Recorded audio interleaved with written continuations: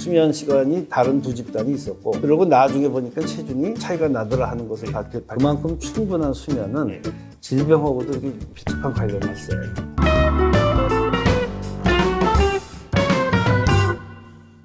안녕하세요. 바른수면연구소 소장 서준입니다. 오늘도 지난 시간에 이어서 서울대학교 의과대학 명예교수이시자 제3대 국립암센터 원장을 역임하신 유균영 교수님을 모셨습니다. 교수님 안녕하세요. 안녕하세요. 오늘 이야기 나눌 주제는 바로 수면과 비만인데요. 최근에 수면 관련해서 재밌는 논문이 발표됐다고 들었습니다. 그게 어떤 논문인지 간단하게 소개해 줄 수 있나요? 저희들이 관심이 있어 하는 것은 사람을 대상으로 하는 연구 중에서 이 자연적인 실험을 통해서 나온 연구라는, 영어로는 이제 population based natural experiment라고 합니다. 그런 논문이 하나가 우리 국내에 있는 교수께서 발표를 했는데 너무너무 재밌어가지고, 그리고 결과도 아주 그 중요한 결과를 도출해냈고, 특히나 수면 시간과 비만에 관한 연구라서 제가 한번 소개를 좀 이 시간을 통해서 드리면 좋겠다는 생각이 들었습니다. 저희에겐 좀 생소한 개념이기도 한데요. 자연적 실험 연구라는 게 구체적으로 어떤 건가요? 자연적인 실험이라고 하는 것은 실험을 한 겁니다. 실험을 한다는 뜻은 뭐냐면은 쉽게 얘기하면 이런 거예요. 인구 집단이 뭐 10,000명이 있다 그러면 5,000명한테는 담배 피게 하고 5,000명한테는 담배 피지 말게 하고, 그리고 그 사람들이 나중에 무슨 병이 걸리는지 이렇게 보는 것도 실험입니다. 그렇죠, 실험이라고 하는 게 인위적으로 갈라놓는 행위를 실험이라고 그래요. 근데 그거는 윤리적인 문제가 있어서 사람을 대상으로 그렇게 할 수가 없는 거고 불가능한 일이죠. 그런데 어떤 경우에는 우연한 기회에 보니까 마치 인구 집단에서 자연적으로 실험의 조건이 만들어져서 실험한 것처럼 하는 결과가 나오는 경우가 있어요. 굉장히 드문 경우인데 이 대한민국에서 그런 일이 있었고, 또 이 교수는 그거를 캐치업을 했습니다. 이걸 가지고 잘하면은 실험적인 연구가 되겠구나. 근데 그게 실제로 해봤더니 그 결과가 그렇게 나왔어요. 어떤 대규모 인구에 대해서 실험할 수 있는 환경이 조성이 됐다는 건데, 구체적으로 수면과 비만 연구는 어떻게 이런 운이 좋은 상황이 발생하게 되는 걸까요? 이게 제목이 이제 어떻게 되냐면은 한국인 청소년들에서 체중과 수면 시간 간의 인과적인 관련성에 관한 연구입니다. 그리고 아까 말씀드린 대로 인구 집단을 대상으로 하는 자연적인 실험이다. 노영경 교수라는 분이 서울대학교의 의과대학에 있는 교수인데, 이 논문이 2020년에 로스트만상이라고 하는 뭐 상도 받았고 아주 잘 디자인된 연구입니다. 근데 이게 뭐냐면은 한국인 고교생들이 학원을 다니잖아요. 근데 그 학원 학습을 인위적으로 국가에서 규제를 한 적이 있었어요. 정책적으로.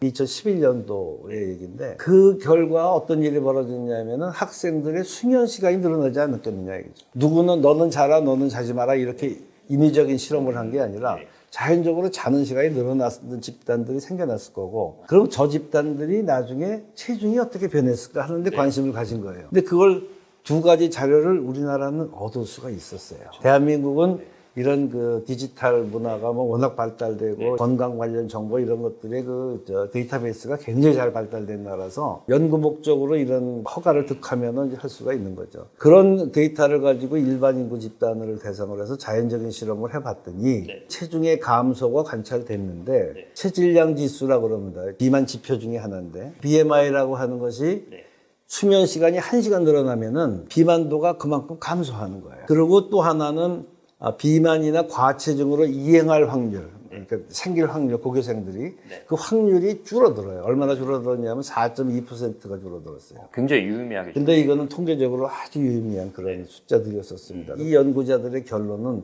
수면 시간이 줄어들면 체중이 증가된다라고 하는 기존의 가설이 있는데, 그거를 강력하게 지지하는 소견이다. 이건 인과적이다.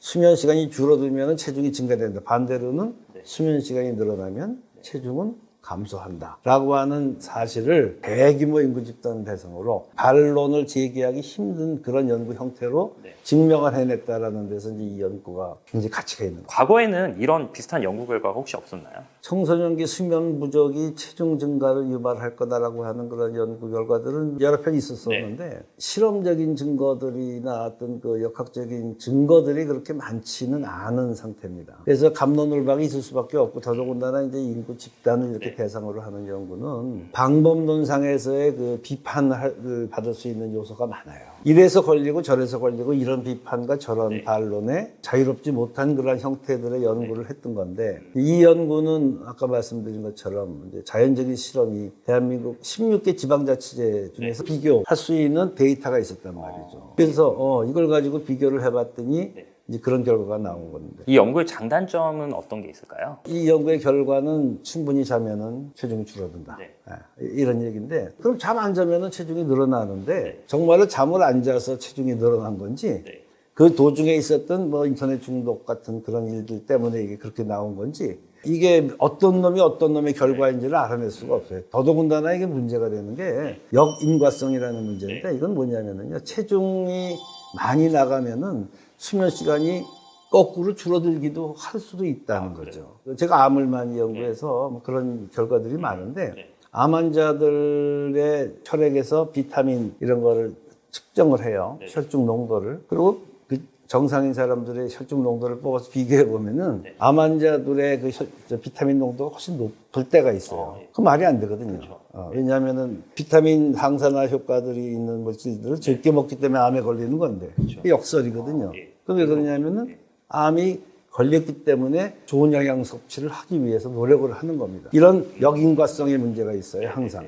근데 기존의 다른 많은 연구들은 그런 데에서 자유롭지 못한 거예요. 근데 이 연구는 자연적인 실험을 한 대규모 인구 집단을 놓고 한 거기 때문에 그 인과성이 인정이 되는 거예요. 시간적으로도 체중 문제보다는 수면이 분명히 먼저 왔거든요. 수면 시간이 다른 두 집단이 있었고, 그리고 나중에 보니까 체중이 차이가 나더라 하는 것을 밝혔기 때문에 이건 분명히 수면 시간 때문에 체중의 변화가 온 거다라고 하는 인과성이 성립하는 거죠. 그래서 가치가 높은 거예요.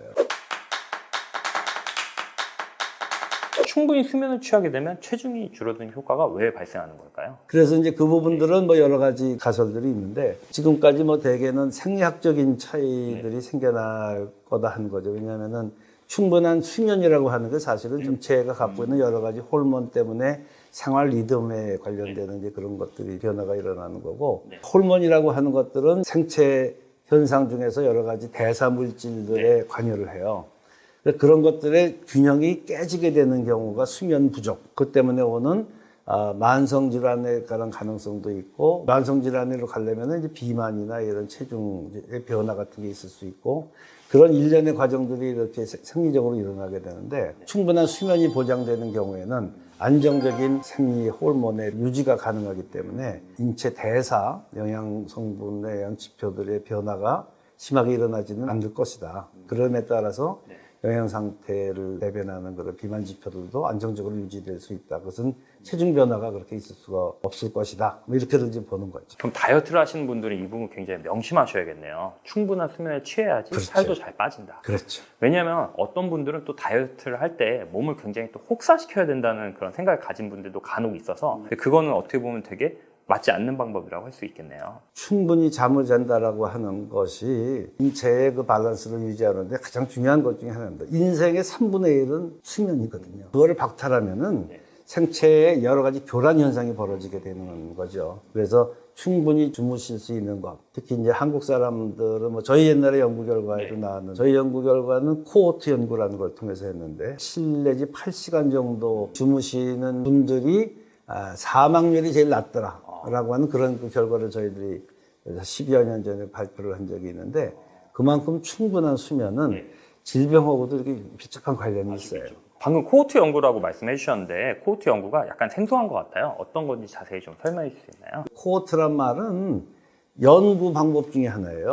그러니까 어떤 질병의 원인을 찾아내기 위해서 그 원인에 노출된 사람과 노출되지 않은 사람, 즉 어떤 공통적으로 어떤 요인에 노출된 사람들, 같은 운명을 가진 공동체 집단, 그리고 그 집단을 담배 피우는 집단, 뭐 아니면 염분을 많이 섭취하는 집단, 이렇게 특성을 가진 그런 집단들이고, 그런 사람들을 이제 뭐 질병이 발생될 때까지 이렇게 5년, 10년 쭉 기다리다 보면은 어떤 병이 발생됐을 때 그들 간의 인과성이 있는지를 보는 연구 방법을 코호트 연구 그렇게 얘기하는 거예요. 근데 그 코호르트 연구는 과학적으로 신빙성이 높은, 타당도가 굉장히 높은 그런 연구 결과를 제시하는 그런 연구 방법이기 때문에 굉장히 과학적으로는 중요하고 의학적으로 중요한데 쉽게 수행하기는 어려워요. 왜냐하면 많은 사람이 집단이 필요하고 많은 그 인구 집단들을 장기간 관찰해서 추적해야 되고 이제 이러는 어려운 점이 있어서 저는 굉장히 좀 운이 좋아서 그런 연구를 할 수 있었었는데 일반 교수나 연구자들이 그렇게 쉽게 접근할 수는 없는. 그러면 저희 수면 이야기로 다시 돌아와서 그러면 얼마나 자야지 좀 건강에 좋고 비만에 좋다고 할 수 있을까요? 15년 전쯤에 우리 대한민국에서 코호르트 연구를 저희들이 수행을 했고요. 그 당시 한 2만 명 되는 인구 집단을 한 10년 이상 추적 관찰을 한 연구 결과인데요. 저희가 했던 거는 이제 20세 이상 성인 남녀 13,000명을 17년 장기 추적한 결과. 엄청 길게 추적을 했네요. 상당히 힘들었습니다. 결국은 연구 결과가 어떻게 나왔냐면 한국인한테 건강한 적정 수면 시간은 7시간에서 8시간. 수면 시간이 5시간 이하로 적거나 혹은 10시간 이상으로 오랜 기간 수면하는 경우에는 어떤 종류의 원인이건 사망할 확률이 그렇지 않은 집단보다 20% 내지 30% 높더라. 그래서 특히 여성인 경우나 또 60세 이상의 노령인 경우에서 이런 현상이 뚜렷하게 나타난다. 그래서 적당한 수면 시간을 유지 혹은 보장해주는 그런 또 사회적인 제도나 환경을 조성하는 것. 그게 전반적으로 건강을 유지하는 데 아주 중요한 요소일 것이다. 저는 그렇게 생각하고. 저도 예전에 공부를 뭐 열심히 할 때나 이럴 때 가끔 이제 못 잘 때가 있잖아요. 하루에 4-5시간밖에 못 자고 이럴 때 되게 몽롱하기도 하고 더 또 많이 먹게 되는 또 그런 것도 있는 것 같아요. 또 이게 심리적으로 또 되게 지치고 힘들다 보니까 이런 어떤 조절이 잘 안 되는 내 식욕이나 이런 것도 조절이 안 되고 그래서 복합적으로 체중에 굉장히 악영향을 끼치는 건 확실한 것 같습니다. 그런 것뿐만 아니고 이렇게 보니까 이제 정신적인 집중도라든가 긴장도라든가 이런 그런 능력을 높이는데 필요한 그런 부분도 수면이 부족하면 상당히 문제가 되는 것 같아요. 우리 소장님께서 쓰신 책도 참 재밌게 읽어봤는데 스카이 대학을 가려면은 잠을 충분히 자라. 왜냐면 제 주변에 공부 잘한 친구들은요 다 잠을 충분히. 잠 충분히 자는 게 오히려 더 집중도도 높이고 이해도도 더 높아지고 제가 얼마 전에 대한민국 공군 쪽에 가서도 얘기도 했는데 거기서도 왜냐하면 조종사들이라고 하는 사람들은 정말로 중요하거든요. 순간적인 집중이 모든 정보를 한눈에 파악해서 판단을 해야 되기 때문에 충분히 자게 하고서는 훈련에 투입하는 게 필요하다. 이런 식의 얘기를 좀 하긴 했는데 그건 상당히 저는 공감을 하고 있습니다. 저는 이제 공부나 이런 거 있어서도 사실 우리가 2-3시간 차이잖아요. 수면을 충분히 잤을 때 7시간이고 정말 줄여도 4시간인데 3시간 차이를 사실은 평소에 지내면서 쓸데없는 시간을 줄이면 3시간 충분히 나오거든요. 사실은. 오히려 깨어있는 시간에 집중하고 나머지는 푹 자는 게 가장 효율적이고 효과적인 수면 방법인 것 같습니다. 오늘 이 논문 굉장히 의미가 있는 논문인 것 같습니다. 왜냐하면 저도 상담을 하거나 이야기를 할 때 항상 잠을 충분히 자야지 살도 빠진다고 말씀드렸었는데 어떻게 보면 그 과학적인 근거로 또 이제 명확하게 논문으로 또 제시할 수 있는 부분이 생겼기 때문에 굉장히 의미가 있는 논문인 것 같습니다. 삶의 질과 건강을 위해서라도 바르게 수면을 해야겠다는 생각이 들었는데요. 오늘도 유익한 이야기 전해주셔서 감사드리고요. 저희는 다음에 더 재밌고 유익한 이야기로 다시 찾아뵙겠습니다.